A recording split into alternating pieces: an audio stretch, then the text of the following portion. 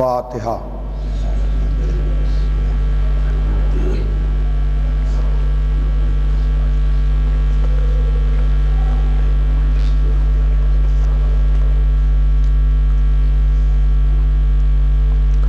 اعوذ باللہ من الشیطان اللعین الرجیم، بسم اللہ الرحمن الرحیم۔ الحمد للہ الذی ہدانا لہذا وما كنا لنهتدی لولا ان ہدانا اللہ، لقد جاءت رسل ربنا بالحق، الصلاۃ والسلام علی النبی الامی العربی القرشی المکی المدنی البطحی الابتہی التحامی الدافع جیشات الاباطیل والدامغ صولات الازالیل، مولن الحق بالحق ابی القاسم محمد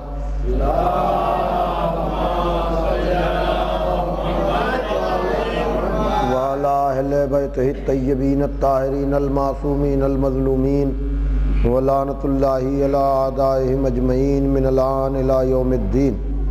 اما بعد فقد قالت فاطمۃ الزہرا سلام اللہ علیہا، بسم اللہ الرحمن الرحیم، فجعل اللہ ایمانا تطہیرا لکم من الشرک، والصلاۃ تنزیہا لکم عن الکبر، والزکاۃ تزکیۃ للنفس ونماء فی الرزق، والصیام تثبیتا للاخلاص، والحج تشہیدا للدین، والطاعۃ نظاما للملہ، وامامۃ امانا من الفرقہ۔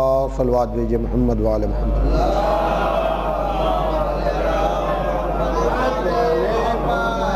بزرگان محترم و دوستان عزیز، بڑی تیزی کے ساتھ وقت گزرتا چلا جا رہا ہے۔ آج 7ویں محرم ہو گئی اور آپ حضرات کے سامنے ایمان اور عمل صالح کے حوالے سے سلسلہ گفتگو مسلسل جاری ہے۔ ارشاد ہو رہا ہے صدیقہ طاہرہ بنت رسول جناب زہرا صلوات اللہ علیہا کا،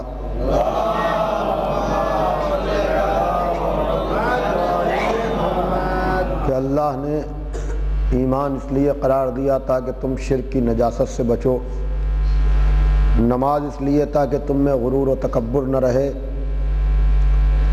زکوٰۃ اس لیے تاکہ تمہارا نفس پاک ہو اور تمہارے رزق میں برکت ہو، روزہ تمہارے خلوص کو ثابت کرنے کے لیے، حج دین کے وقار اور مضبوطی کے لیے، اور ہماری اطاعت ملت کے نظام کے لیے، ہماری امامت فرقہ بندی سے نجات کے لیے۔ عزیزان محترم، بات کو سمیٹنے کا وقت آ گیا تقریباً۔ آج کے بعد 2 مجلسیں اور ہیں۔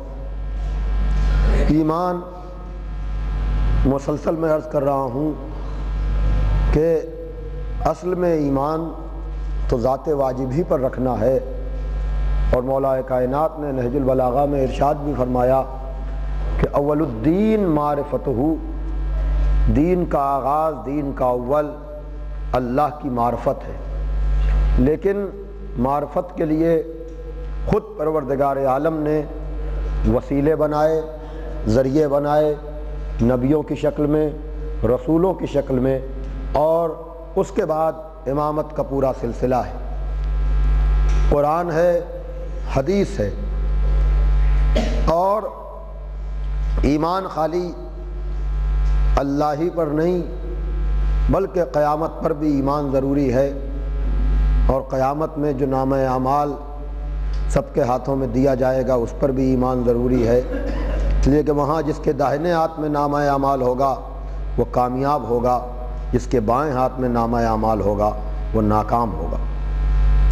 اور ایمان اتنی اہم چیز ہے کہ آپ اندازہ لگائیں، یعنی اسلام میں اتنی لاجک ہے، اتنی منطق ہے، اتنا عقلی طور پر اسلامی مذہب ہے، اور بالخصوص ظاہر سی بات ہے کہ ویسے تو انسان رہتا تو کسی دین کی ضرورت ہی نہ ہوتی، لیکن جب انسان دائرے سے نکلنے لگا تو فطرت کے مطابق اللہ نے اسلام کا دائرہ بنایا، اور اگر مسلمان رہتا تو اور دائرہ بڑھانے کی ضرورت نہیں تھی، لیکن اس نے کلمہ پڑھ کر کے اپنے کو انسان نہیں بنایا، بلکہ کلمہ پڑھ کر اس نے دین کے خلاف سازشیں کرنا شروع کر دیں۔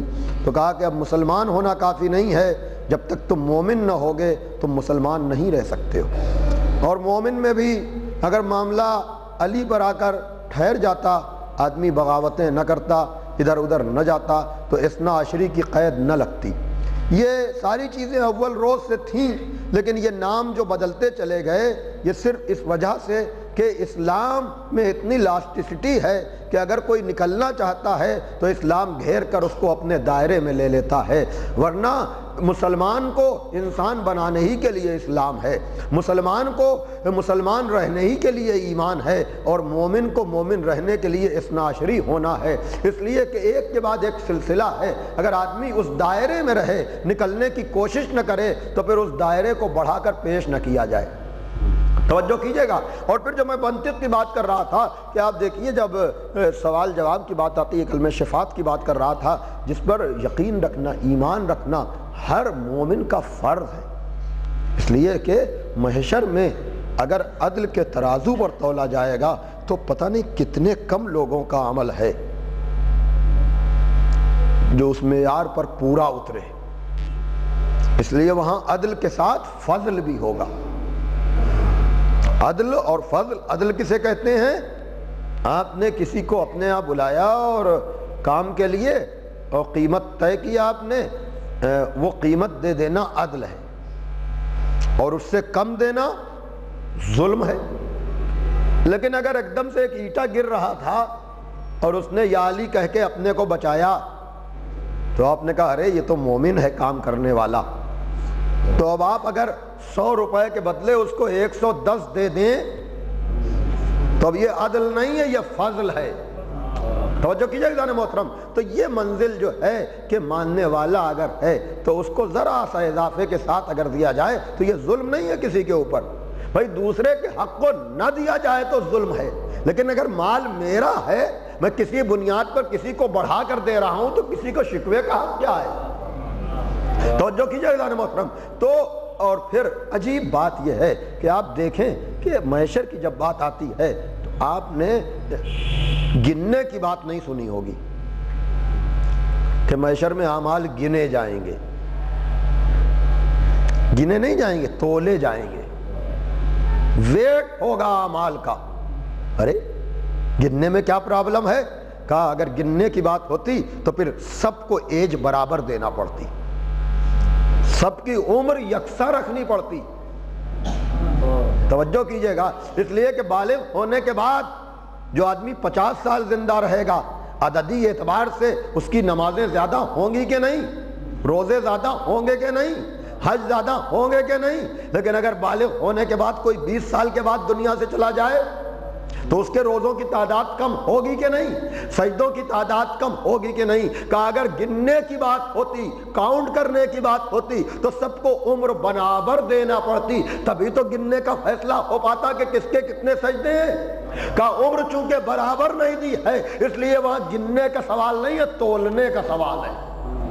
توجہ کیجئے گا، وہاں ویٹ، اور کہا کہ پھر ویٹ تم نہیں معین کرو گے، اس لیے کہ رائی کے دانے بظاہر بہت نظر آتے ہیں لیکن ان کا وزن کیا ہوتا ہے؟ روئی دیکھنے میں بہت پھولی ہوئی نظر آتی ہے لیکن اس کا ویٹ کیا ہے؟ تو ویٹ کا فیصلہ تم نہ کرو گے، ویٹ کا فیصلہ ہم کریں گے کہ یقیناً نماز ہے، روزہ ہے، حج ہے، زکوٰۃ ہے، لیکن ان سب کو جو چیز وزن دے رہی ہے وہ محبت اہل بیت ہے۔ صلوات بھیجئے محمد و آل محمد پر۔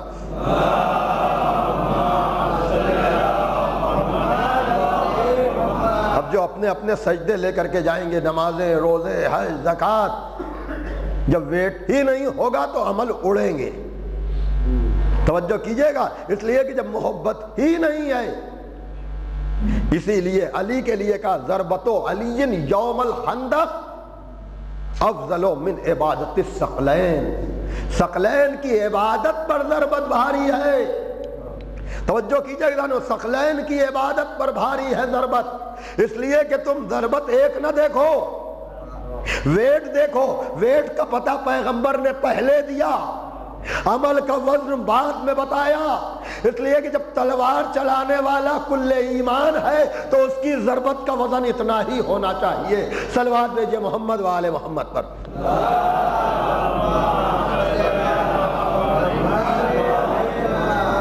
بہرحال یہ تمہید کی منزلیں ہیں، اور پھر اس کے بعد اصل مقصد پہ میں آ جاؤں جلدی سے جلدی کہ اب اس کے بعد ایمان ہی سب کچھ ہے۔ اچھا، ایک منزل آتی ہے ذات میں کسی کو شریک کرنا، یہ تو شرک ہی ہے، اس میں تو کوئی یعنی دو رائے ہی نہیں ہے کہ اللہ کی ذات کے مقابلے میں کسی دوسرے کو خدا سمجھنا، اللہ سمجھنا، یہ شرک فی الذات ہے۔ لیکن پیغمبر نے اپنے عمل، اپنے کردار، آل محمد نے اپنی قربانیوں سے شرک فی الذات کا تو قلع قما کر دیا۔ وسیلے دنیا نے اپنی طرح سے بنا لیے، اس کو بھی اسلام نے ریکگنائز نہیں کیا، کہا وسیلے بھی میرے ماننا پڑیں گے، تمہارے وسیلے نہیں چلیں گے، تم اپنے طور پر کسی کو ولی بنا لو، اس کی کوئی گارنٹی ہماری نہیں ہے۔ توجہ کیجئے گا، اب منزل ہے اعمال، احکام کی، لیکن یاد رکھیے گا خدا کے حکم کے مقابل میں اپنا حکم جاری کرنا یہ بھی شرک ہے۔ پوری ذمہ داری سے کر رہا ہوں، یعنی خدا کا حکم کچھ ہو، آپ کہیں کہ نہیں میرا حکم یہ ہے۔ اسی لیے بہت سے لوگ غلط فہمی کا شکار ہو جاتے ہیں کہ بھائی عبادت سے مطلب ہے جیسے بھی کرو، نہ، عبادت جیسے کا مطلب نہیں ہے، جیسے اللہ نے کہا ہے ویسی عبادت کرو گے تب عبادت ہوگی۔ توجہ کیجئے گا، یعنی کسی بھی مسئلے میں لوگ کہتے ہیں صاحب کیا چاہے ہاتھ کھول کر کوئی پڑھے چاہے باندھ کر پڑھے، پھر ٹھیک ہے، اگر نہ بھی پڑھے تو کیا حرج ہے، اصل تو دل سے اللہ کو یاد کرنا ہے۔ پھر ہندو بھی یاد کرتے ہیں اللہ کو، توجہ کیجئے گا، عیسائی بھی یاد کرتے ہیں گاڈ کو، یہودی بھی اللہ کو مانتے ہیں، تو کیسا ڈفرنس، کیسا اختلاف، وہ بھی اللہ کی عبادت کرتے ہیں، ہم بھی عبادت کرتے ہیں۔ کیا عیسائیوں کے لیے کیا خیال ہے مسلمان علماء کا؟ یہودیوں کے لیے کیا خیال ہے مسلمان علماء کا؟ ہندوؤں کے لیے کیا خیال ہے مسلمان علماء کا؟ کیا ان سب کی عبادت قابل قبول ہے؟ بھائی توجہ کیجئے گا، تو سارے علماء کہیں گے نہیں ان کی عبادت قابل قبول نہیں ہے، ورنہ عبادت قابل قبول ہوگی تو اختلاف کے اسباب کیا ہیں؟ توجہ کیجئے گا، تو سوال یہ ہے جب وہ اپنی طرح سے عبادت کر رہے ہیں اللہ کی، اللہ کو یاد کر رہے ہیں اور خلوص و محبت کے ساتھ اپنے اعتبار سے یاد کر رہے ہوں گے، تو کیا وجہ ہے کہ آپ کہتے ہیں ان کی عبادت قابل قبول نہیں ہے؟ اصل میں بہت تفصیل میں جا سکتا تھا، لیکن خلاصے میں عرض کر رہا ہوں، اصل یہی تو ہے نا کہ اللہ جیسے چاہتا ہے ویسے یہ عبادت نہیں کرتے۔ تو یہ بات طے ہوئی کہ خالی عبادت کا کرنا کافی نہیں ہے، جیسے اللہ چاہتا ہے ویسے کرو۔ اب اس کا طریقہ کون بتائے؟ نبی کے بعد کون جا کر بتائے، کون سمجھائے؟ کون ہے، کون جو قرآن کی آیتوں کو سمجھتا ہو، جو حدیثوں کی گہرائیوں کو جانتا ہو، جس کا علمی کمال اس منزل پر ہو؟ توجہ کیجئے گا عزیزان محترم، کہ جو بتا سکے کہ ہم نے یہ بات پیغمبر سے لی ہے، ہم نے یہ بات پیغمبر سے سنی ہے۔ اور یاد رکھیے گا، ویسے تو آدمی ان مسائل پر اتنی گہرائی سے غور نہیں کرتا، لیکن جب اپنے اوپر پڑتی ہے تو پتہ چلتا ہے۔ اسلام خالی نماز، روزہ و حج و زکوٰۃ کا دین نہیں ہے، اسلام پورے نظام زندگی پر حاوی ہے، اور مذاہب کی طرح سے روزانہ کے کاموں میں اسلام خاموش تماشائی نہیں ہے کہ بس تم جاؤ مسجدوں میں اور عبادت کر لو، قصہ تمام ہے۔ نہیں، اسلام کہتا ہے بدن پہ جو لباس ہے وہ کیسا ہے، وضو کا جو پانی ہے وہ کیسا ہے، جس جگہ تم نماز پڑھ رہے ہو وہ کیسی ہے۔ میں کہوں گا یا اللہ تجھے جگہ سے کیا مطلب، تجھے لباس سے کیا مطلب، تجھے پانی سے کیا مطلب؟ کہا نا، کیا شرطیں نہیں پڑھی؟ پانی کا مباح ہونا ضروری ہے۔ مباح کیا مطلب؟ غصبی نہ ہو۔ جگہ کا مباح ہونا ضروری ہے، کیا مطلب؟ جگہ غصبی نہ ہو۔ لباس کا پاک ہونا ضروری ہے، مباح ہونا ضروری ہے، تمہاری کمائی کا ہو یا معذون اور اجازت ہو تمہیں، ورنہ غصبی لباس میں پڑی ہوئی نماز ہمیں نہیں چاہیے، غصبی پانی سے کیا ہوا وضو ہمیں نہیں چاہیے۔ توجہ کیجئے گا، یہ طہارت کے مسائل یہ کیوں ہیں؟ یہ غصب کے مسائل کیوں ہیں؟ تاکہ تم عبادت کو دکھاوا نہ کرو۔ اگر 24 گھنٹے صحیح گزار رہے ہو تب تو اللہ اکبر کرو، تب تو کوئی فائدہ ہے۔ توجہ کیجئے گا، ورنہ بدن پہ لباس چھینی ہوئی دولت کا ہے، چوری کی ہوئی دولت کا ہے، غصب کی ہوئی دولت کا ہے، تو تمہاری نماز نہیں ہے۔ اس لیے کہ بدن کا چھپانا ضروری ہے۔ اب اس کے بعد کا عبادات کا نہیں، معاملات میں بھی توجہ کیجئے گا، کہ نکاح ویسے ہوگا جیسے ہم چاہتے ہیں، ورنہ زنا اور شجرے کی پاکیزگی میں کیا فرق ہے؟ ایک صلوات بھیج دیجیے آپ ذرا محمد و آل محمد پر۔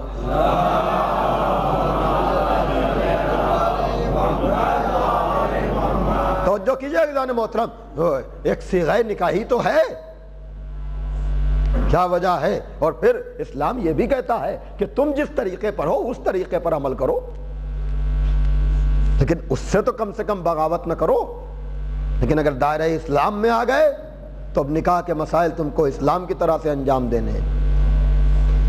یعنی ایسا نہیں ہے کہ اگر کوئی ہندو مسلمان ہو تو اسلام کہے نکاح بھی دوبارہ کرو، نہ، اسلام اجازت دیتا ہے کہ تم جس مذہب پر تھے اگر اس مذہب کو تم نے فالو کیا ہے تو ہم نکاح ریپیٹ نہیں کرائیں گے، ہم نمازیں قضا تم سے نہیں پڑھوائیں گے۔ یہ انعام ہوتا ہے ان لوگوں کو جو جان کر، سمجھ کر، مان کر، علم آ جانے کے بعد صحیح مذہب قبول کر لیتے ہیں۔ یہ مسائل ہیں، اسلامی مسائل ہیں، جو ہر جگہ آپ کو جو بھی پڑھا لکھا آدمی آپ کو بتا دے گا کہ نہیں، اسلام ریپیٹ نہیں کراتا نکاح۔ لیکن کچھ چیزیں ایسی ہیں جو اس مذہب میں بھی بری سمجھی جاتی ہیں کہ جو ہمارا طریقہ ہے اس کو تو فالو کرو، لیکن جہاں طریقہ زندگی ہی نہ ہو کہ جو دل چاہے کرو، خالی ہمیں خوش رکھو، تو یہ دین نہیں ہوا، یہ ریلیجن نہیں ہوا، یہ مذہب نہیں ہوا۔ اتنی تمہید، اتنی تفصیل کے بعد کل میں علامہ ہلی کا ذکر کر رہا تھا، ہر جگہ کی ایک تاریخ ہے کہ کون کیسے مومن ہو گیا، کون کیسے مسلم ہو گیا، کون کیسے مذہب تبدیل کر لے گیا۔ تو ایران کی بھی تاریخ ہے، ایران کی بھی تاریخ ہے۔ یہ صرف سادات کرام، ہاں ان کو اپنے اعمال پہ پوری نظر رکھنا چاہیے، لیکن ان کے لیے مقام شکر ہے کہ وہ شکر ادا کریں کہ ان کا سلسلہ آل محمد سے جا کر ملتا ہے، ورنہ تبلیغ تو ہر جگہ ہوئی ہے، پیغام تو ہر جگہ پہنچایا گیا ہے۔ سلمان اپنے کردار و محبت کی وجہ سے سلمان و ملنا اہل البیت کی منزل پر آ گئے۔ ابو ذر جن کے لیے کہا زمین نے بوجھ نہیں اٹھایا، آسمان نے سایہ نہیں کیا، ابو ذر جیسے سچے انسان پر، یہ 9 اور 10 درجے کے ایمان والے، یہ سلمان، یہ ابو ذر، یہ مقداد، یہ عمار، کہ جن کے لیے کہہ دیا کہ عمار تم ثابت کرو گے کہ باطل پر کون ہے۔ میں شام میں مجلس پڑھ رہا تھا اور میں نے یہ کہہ دیا عمار نے ثابت کر دیا کہ حق پر کون ہے، تو ایک بزرگ عالم دین نے انہوں نے کہا بیٹا یہ نہ کہو کہ عمار نے حق ثابت کر دیا، نہیں، یہ کہو کہ عمار نے مخالف کو باطل ثابت کر دیا، اس لیے کہ علی کے حق کو کوئی آدمی حق ثابت نہیں کرتا، علی عین حق ہے۔ تو جو ہماری احتیاط کتنی ہے محبت کی، علی کو ضرورت نہیں ہے، آدمی مان کر اپنے کو حقدار ثابت کرتا ہے۔ تو بہرحال جب جناب عمار شہید ہوئے تو لشکر معاویہ میں ایک انقلاب کی کیفیت آ گئی تھی، چونکہ لوگ تھے جنہوں نے حدیث سنی ہوئی تھی کہ عمار تم کو ایک باغی گروہ قتل کرے گا، تو یہ ایک پوری تاریخ ہے۔ لیکن میرے کہنے کا مقصد یہ ہے کہ یقیناً دور سے آنے والے شرف کی بات ہے، منزل کی بات ہے کہ ابو لہب سگا چچا ہے، لیکن مسلمان نہ بن سکا، مومن نہ بن سکا۔ توجہ کیجئے گا۔ اور وہ سلمان بڑی دور سے آنے والے، وہ سلمان و منا اہل البیت ہو گئے کہ سلمان ہم اہل بیت میں سے ہیں، اس لیے کہ محبت کا کمال، کس کے دل میں تیری الفت کی کرن کب جاگ اٹھے، کس کے دل میں تیری الفت کی کرن کب جاگ اٹھے، سوتے سوتے خواب سے ہو جائے کب بیدار کون کب بیدار ہو جائے کسی کو اندازہ نہیں ہے۔ اسی لیے یہ محرم نہیں ہے، یہ سب کو متوجہ کرتا ہے۔ اور مجھے جو جہاں سے بھی سن رہا ہو ذرا غور کرے کہ یہ مذہب اہل بیت کیا ہے، یہ اثنا عشری کیا ہے، کیا حقانیت نظر نہیں آتی؟ میں انگلینڈ میں مجلس پڑھ رہا تھا تو پریسٹ ایک دو مجلسوں میں آیا، اس نے کہا بات تو سمجھ میں نہیں آ رہی ہے، لیکن جس اعتبار جس اعتماد و یقین سے گفتگو ہو رہی ہے لگ رہا ہے کہ پیغام حق ہے، اس لیے کہ اعتماد کا پتہ تو لفظوں سے چل جاتا ہے۔ ہم مذہب اہل بیت والے، نہ ہمیں وحشت ہوتی ہے نہ ہمیں دہشت ہوتی ہے، ہم ایمان میں بھی مستحکم ہیں، ہم عمل میں بھی مستحکم ہیں، اس لیے کہ ہمیں بدلنے کی ضرورت نہیں ہوتی ہے، اس لیے کہ جو باب مدینہ علم پر خلوص کے ساتھ پہنچ جاتا ہے پھر علی اور اولاد علی اس کو شرمندہ نہیں کرتے۔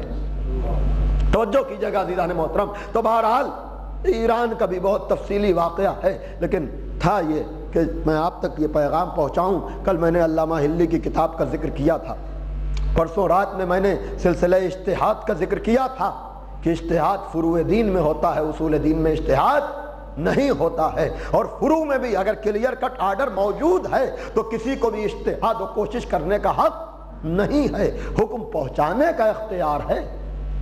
2 رکعت نماز میں اجتہاد نہیں ہوگا، 3 رکعت مغرب کی ہے اس میں اجتہاد نہیں ہوگا، 4 رکعت عشاء کی ہے اس میں اجتہاد نہیں ہوگا، یعنی ہے فروع دین میں یہ نماز، لیکن جہاں پر کلیئر کٹ آرڈر موجود ہے وہاں کوئی کوشش اور اجتہاد نہیں ہے۔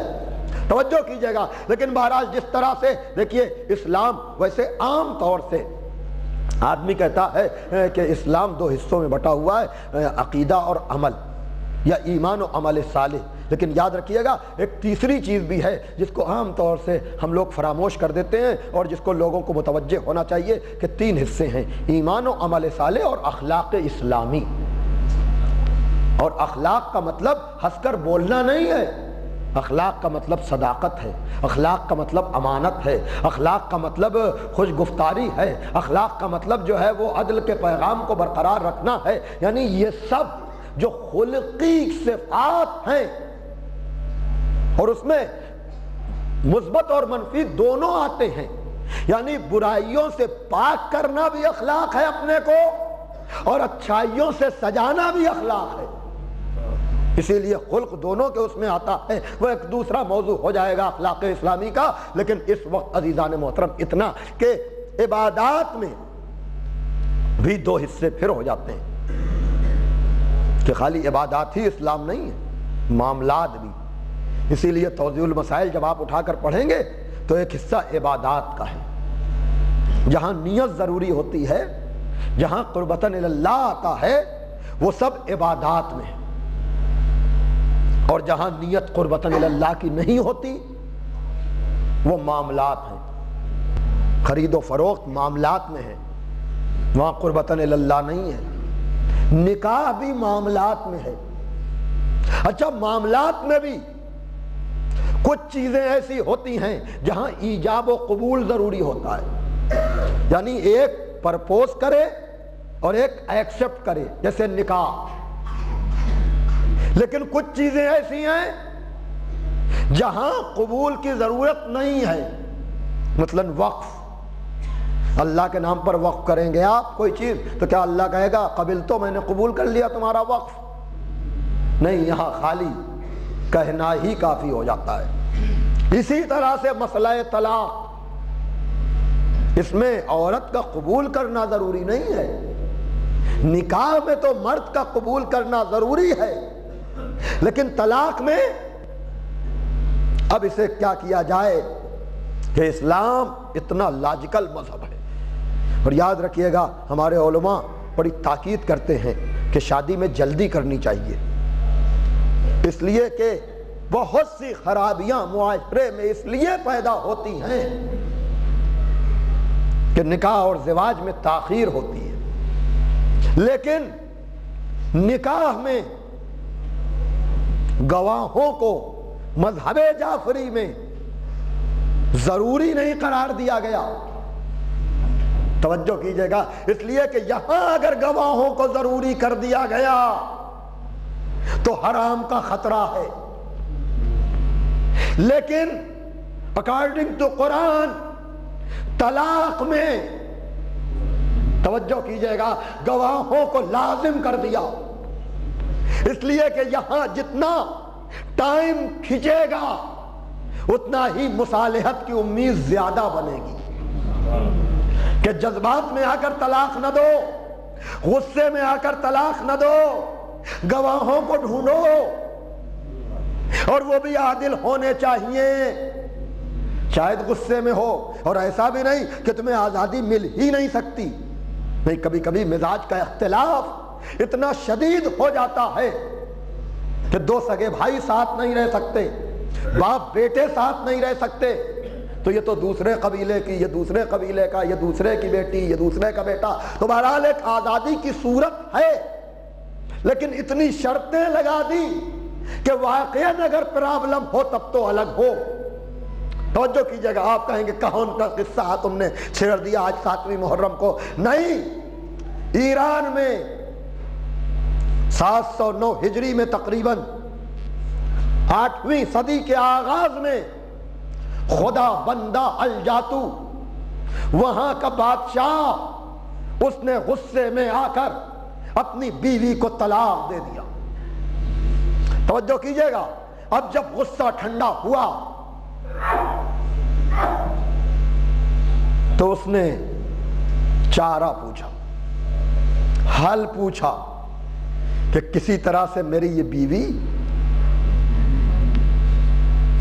باقی رہ سکتی ہے، تو اب چاروں فقہ کے امام بلائے گئے، حنفی، شافعی، حنبلی، مالکی۔ جملہ سنیے گا، اہل بیت پر ظلم کی انتہا کیا ہے۔ بلایا، کہا میں نے جذبات میں، غصے میں، بغیر سوچے ہوئے اپنی بیوی کے لیے 3 طلاق کہہ دی ہیں، کیا کوئی حل ہے؟ سب نے سر جوڑ کر کہا کہ نہیں۔ کراہت شدیدہ ہے ضرور کسی کے یہاں، لیکن کہہ دیا تو کہہ دیا۔ وہ بھی بادشاہ تھا، سمجھدار تھا، اس نے کہا کہ کوئی بھی مسئلہ اسلامی ایسا نہیں ہے جو تم میں اختلافی نہ ہو۔ بھائی توجہ کیجئے گا، دیکھیے بڑی پتے کی بات ہے، نماز کا طریقہ تمہارا ایک نہیں، حج کے مسائل ایک نہیں، زکوٰۃ کے نصاب ایک نہیں۔ توجہ کیجئے گا، اس نے چاروں کو اس لیے بلایا تھا، اس کو فقہ سے اتنی دلچسپی نہیں تھی۔ بھائی توجہ کیجئے گا، اس کو تو یہ تھا کہ کوئی کہہ دے کہ حنفی میں یہ نہیں ہے، شافعی والے نہیں مانتے، حنبلی نہیں مانتے، اس کو تو ایک سہارا چاہیے تھا۔ بھائی توجہ کیجئے گا محترم، اس کو ایک سہارا چاہیے تھا۔ کہا کہ کیا بات ہے، کوئی حکم اسلامی ایسا نہیں کہ جس میں تمہیں کوئی اختلاف نہ ہو۔ اس کا مطلب یہ ہے صاحبان علم کے لیے کہ جو احکامات کلیئر کٹ خدا کی طرف سے ہیں، اس میں تو فرقہ بندی کے نام میں اختلاف کر دیا، لیکن جو حکم خدا کے خلاف کسی نے قانون بنایا اس میں سب متفق ہیں۔ اسی سے پتہ چلتا ہے کہ کون کتنا خدا کو مانتا ہے، کون کتنا رسول کو مانتا ہے، اور کتنا کون ان کے دشمنوں کو مانتا ہے۔ صلوات بھیجئے محمد و آل محمد پر۔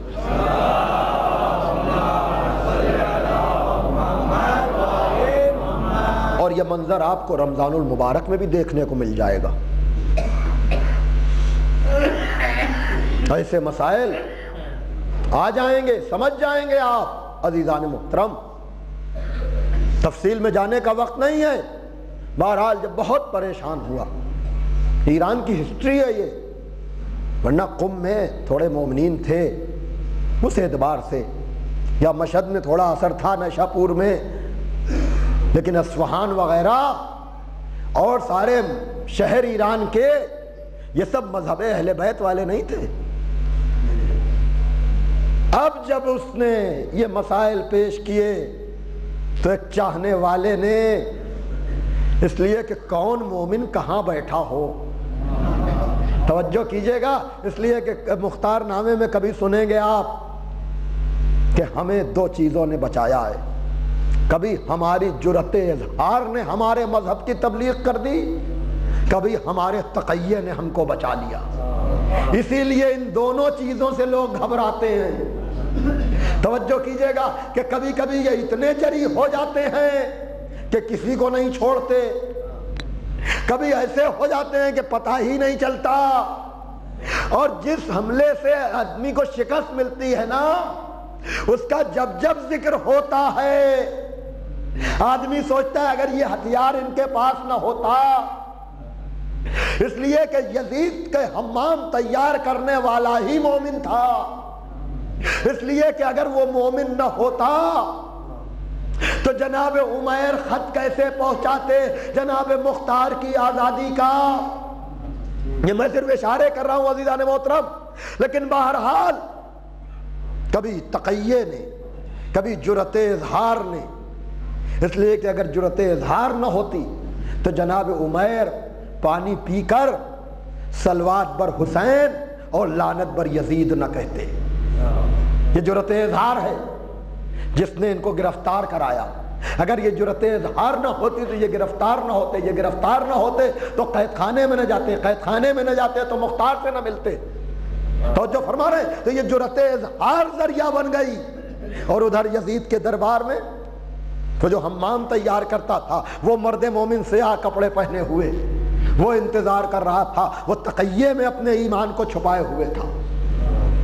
تو بہرحال اور پھر اب یہ دور تبلیغ کا ہے، لوگوں کو بتانے کا ہے کہ آؤ سمجھو، دیکھو، جانو کہ کون سا راستہ صحیح ہے، کون سا راستہ درست ہے۔ بہرحال بات آگے بڑھتی چلی جا رہی ہے عزیزان محترم، بات کو میں مختصر کروں، اور وہ یہ کہ ایک مرتبہ چاہنے والے نے کہا کہ خالی 4 ہی مسلح نہیں ہیں، خالی 4 ہی فقہ نہیں ہیں، خالی 4 ہی مکتب نہیں ہیں، ایک مکتب مکتب اہل بیت بھی ہے، ایک مذہب مذہب اہل بیت بھی ہے، ایک جادہ جعفری بھی ہے۔ وہ تو گھبرایا اور پریشان تھا ہی، اس نے کہا کون ہے؟ کہا تجھے یہاں نہ ملے گا، وہ عراق میں رہتے ہیں، وہ ہلہ میں رہتے ہیں، بہت بڑے عالم دین ہیں۔ علامہ ہلی کو عراق سے بلایا گیا، ایران کی سرزمین پر۔ سننا میرے دوستو، محفوظ کر لینا اس واقعے کو۔ اب علامہ ہلی جب آئے اور اس خدا بندہ الجاتو کے دربار میں جب داخل ہونے لگے تو انہوں نے بغل میں اپنی جوتیاں دبائیں اور جا کر کے بادشاہ کے پہلو میں بیٹھے۔ تاریخ ایران ہے، ہسٹری آف ایران ہے یہ۔ اب جب پہلو میں جا کر جوتیاں دبا کر بیٹھے، علماء کرام بیٹھے ہوئے تھے، امام حنیفہ ابو حنیفہ کے ماننے والے، امام شافعی کے ماننے والے، امام مالک کے ماننے والے، امام احمد ابن حنبل کے ماننے والے، یہ سب بیٹھے ہوئے تھے۔ جب انہوں نے دیکھا کہ جوتیاں دبائے ہوئے علامہ ہلی دربار میں آئے اور جا کر کے بادشاہ کے پہلو میں بیٹھ گئے تو کہا دیکھا ہم نہ کہتے تھے یہ راوزی لوگ، یہ امامی لوگ، ان کے پاس عقل نہیں ہوتی، ان کے پاس شعور نہیں ہوتا، یہ سوچتے نہیں ہیں، یہ غور نہیں کرتے، یہ فکر نہیں کرتے۔ آپ کے دربار میں آئے ہیں لیکن ان کو آپ کے درباریوں پر کوئی بھروسہ نہیں ہے، ان کو اپنی جوتیوں کی پڑی ہوئی ہے۔ بھائی توجہ کیجئے گا، اب انہیں کیا پتا کہ کس کا جوتا کہاں پڑتا ہے۔ ایک صلوات بھیجئے محمد والے محمد پر۔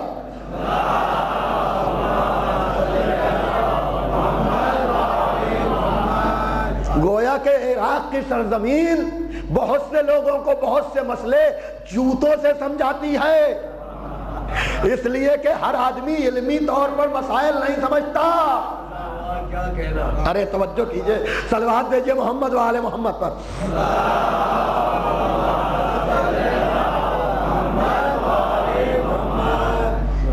تبلیغ کے اپنے اپنے طریقے ہوتے ہیں۔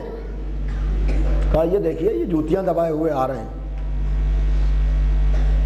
علامہ ہلی نے سے پوچھا بادشاہ نے کہ کیوں بھائی آپ کو کیا پرابلم تھی, کیا دشواری تھی, اتنی زیادہ جوتیوں کی آپ کو فکر کیوں ہے اپنی, جو بغل میں دبا کر کے آپ آ گئے.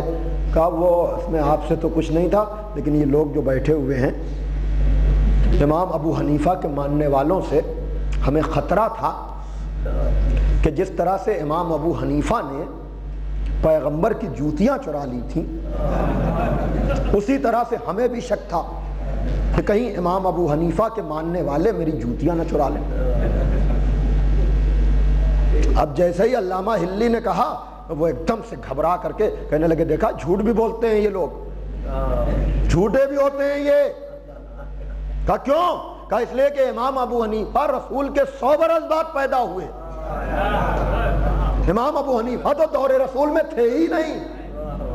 100 برس کے بعد جو آدمی پیدا ہوا جو اس پر چوری کا الزام لگا رہے ہیں. اب وقت نہیں ہے ورنہ اور میں لطف لے کر پڑھتا, آپ لطف لے کر سنتے. کہا کہ نہیں امام ابو حنیفہ پر نہیں, اشتباہ ہوا, ہمیں امام شافعی کے ماننے والوں سے خطرہ تھا. امام شافعی امام ابو حنیفہ کے روگ میں 4 سال ماں کے پیٹ میں رہے. ایک صلوات بھیجیے, تاریخ ہے.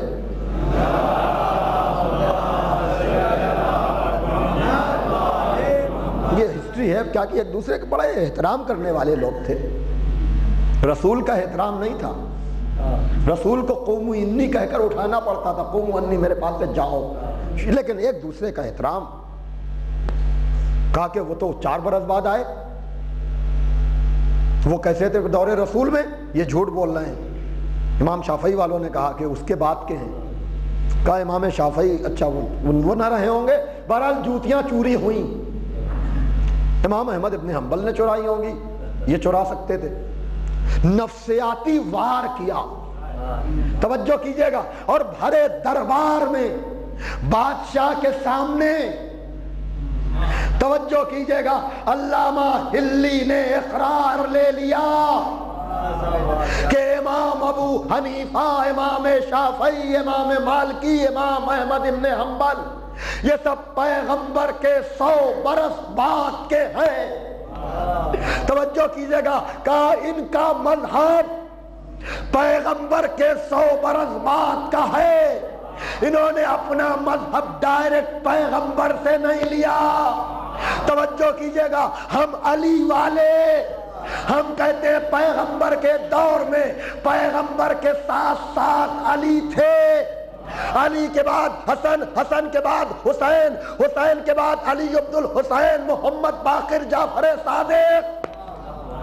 توجہ کیجئے گا کہ آج تو جو علماء پیغمبر کے 100 برس بعد مذہب بنائے, انہیں قرآن پر بولنے کا اختیار کیا ہے؟ اگر طلاق کا مسئلہ پوچھنا ہے تو ہم سے پوچھو, یہ کیا بتائیں گے کہ نکاح کیا ہوتا ہے, طلاق. صلوات بھیجیے محمد و آل محمد پر.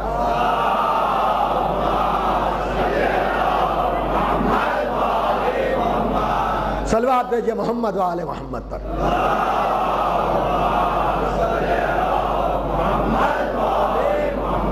یہ ہیں علامہ ہلی.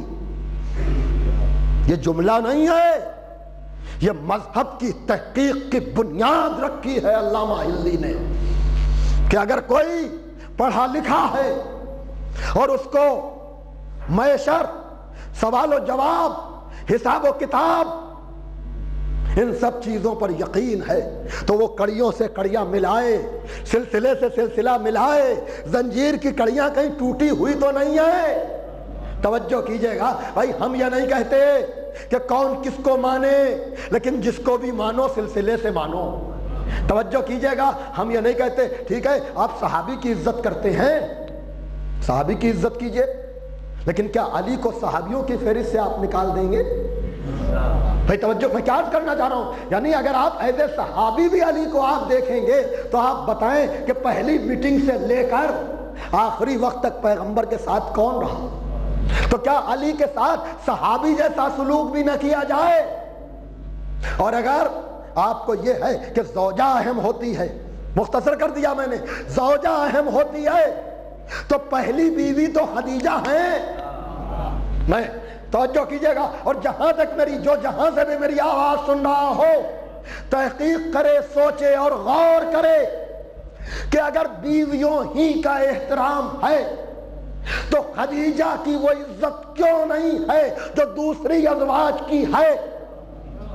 اس لیے کہ پہلا باقاعدہ نکاح اگر کسی سے ہوا ہے تو وہ سوائے خدیجہ کے اور کوئی نہیں ہے۔ مسلمانوں کو بھی سوچنا چاہیے کہ اپنے علماء سے پوچھیں کہ اگر صحابی سب کچھ ہے تو علی سب کچھ کیوں نہیں، اور اگر زوجہ سب کچھ ہے تو خدیجہ سب کچھ کیوں نہیں، اور اگر رشتہ داری اہم ہے تو کیا زہرا سے زیادہ قریبی پیغمبر سے کوئی ہو سکتا ہے؟ لیکن کیا وجہ ہے کہ علی کو وہ درجہ نہیں دیا جاتا؟ وہ علماء اسلام کی تقریروں میں توجہ کیجئے گا جو دوسرے صحابیوں کو دیا جاتا ہے، جناب زہرا کو وہ مقام و عظمت نہیں دی جاتی جو دوسری بیٹیوں کو دی جاتی ہے۔ اسی سے تحقیق ہو جائے گی کہ کون کیا ہے۔ لیکن پاکستانی شاعر نے آواز دی کہ کیوں تم نے محسنان محمد بھلا دیے، کیوں تم نے محسنان محمد بھلا دیے، سوچا کبھی یہ جرم ہے، عصیاں ہے، پاپ ہے؟ کیوں تم نے محسنان محمد بھلا دیے، سوچا کبھی یہ جرم ہے، عصیاں ہے، پاپ ہے؟ ماں فاطمہ کی ہے، یہ خدیجہ کا جرم ہے۔ ماں فاطمہ کی ہے، یہ خدیجہ کا جرم ہے۔ عمران کا قصور کے حیدر کا باپ ہے؟ صلوات دیجئے محمد و آل محمد پر۔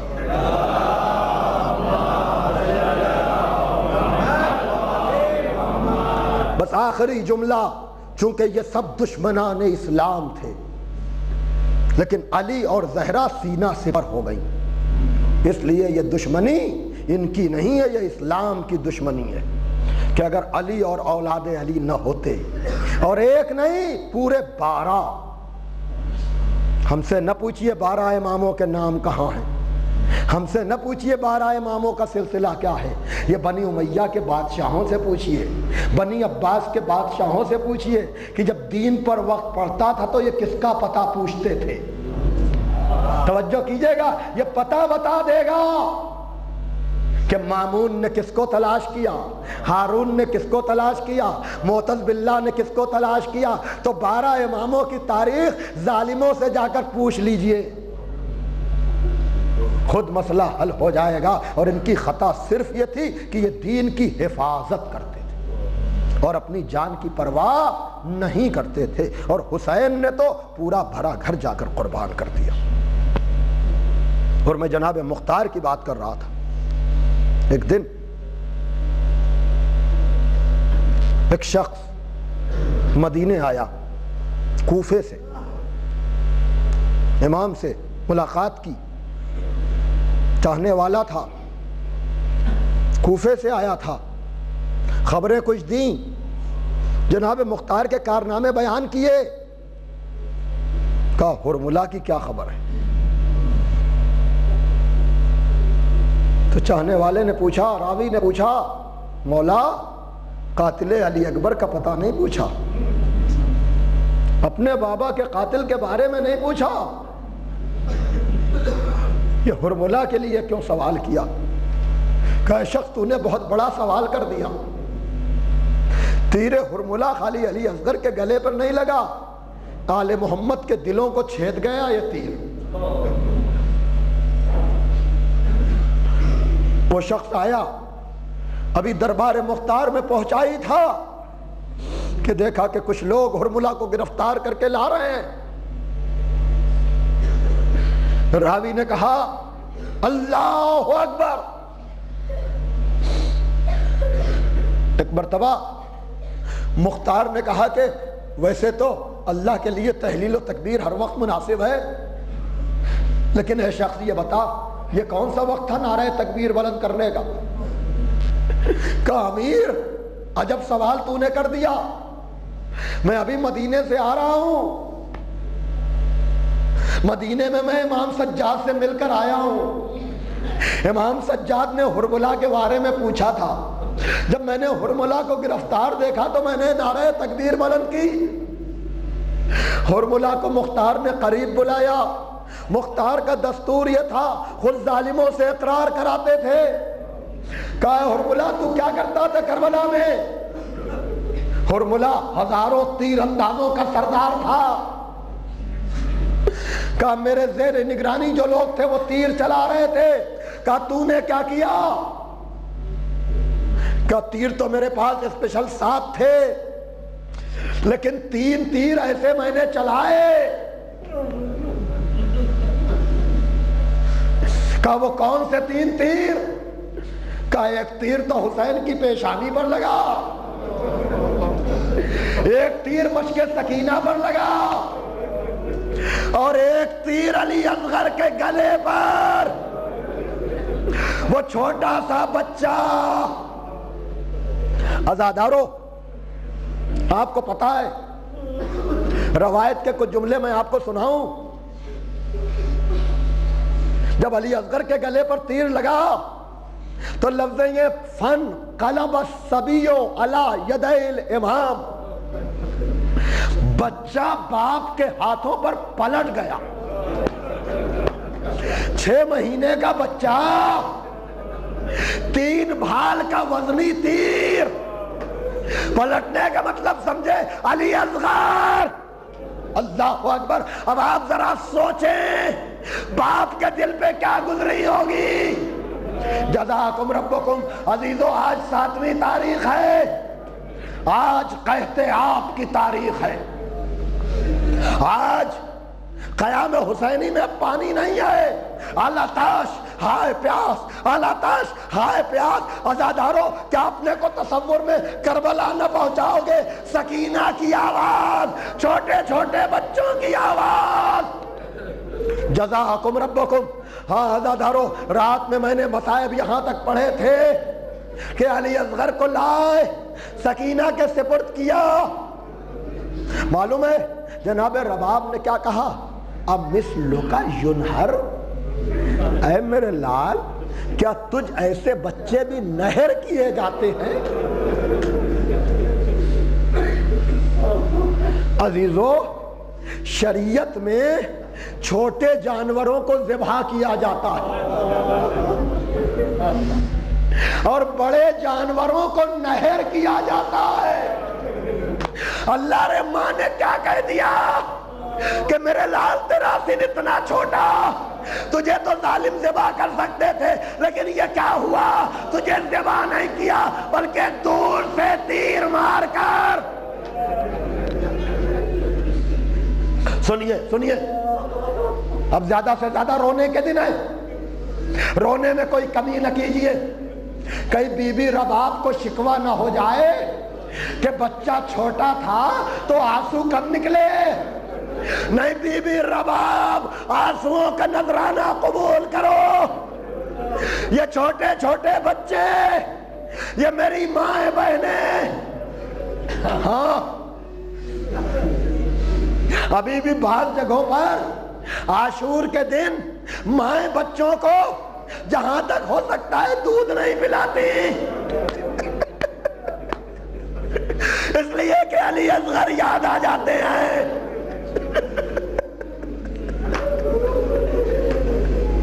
آپ کو پتا ہے ایک مرتبہ حسین نے کہا کہ بیویو علی اصغر کا ماتم کر لو اور رو لو، پھر علی اصغر کو ہمیں دے دو، اس لیے کہ علی اصغر کو مٹی میں چھپانا بہت ضروری ہے. اس لیے کہ میری شہادت کے بعد لاشوں پر گھوڑے دوڑیں گے. یہ 6 مہینے کا پھول گھوڑوں کی ٹاپوں میں بکھر جائے گا.